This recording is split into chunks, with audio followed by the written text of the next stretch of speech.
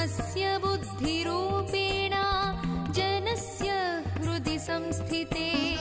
स्वर्गापवर्गदे देवी नारायणि नमोऽस्तुते कलाकाष्ठादिरूपेण परिणामप्रदायिनी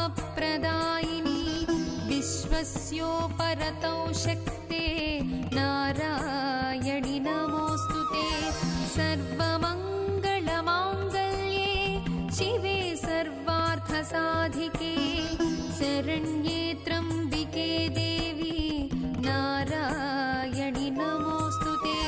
सृष्टिस्थितिविनाशानां शक्तिभूते सनातनी गुणाश्रये गुणमये नारायणि नमोऽस्तुते शरणागतदीनार्ता परित्राणपरायणे सर्वस्यार्तिहरे देवी नारायणि नमोऽस्तुते हंसयुक्तविमानस्थे ब्रह्माणि रूपधारिणि कौशाम्भक्षरिके देवी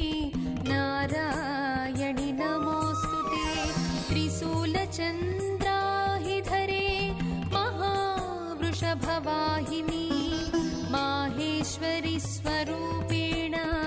नारायणि नमोऽस्तुते मयूरकुक्कुटवृते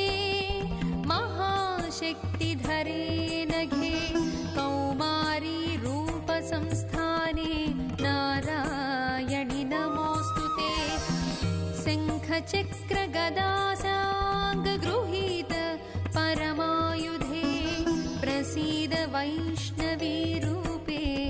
नारायणि नमोऽस्तुते गृहीतोऽग्रमहाचक्रे दंष्ट्रोद्धृतवसुन्धरे वाराहरूपिणी शिवे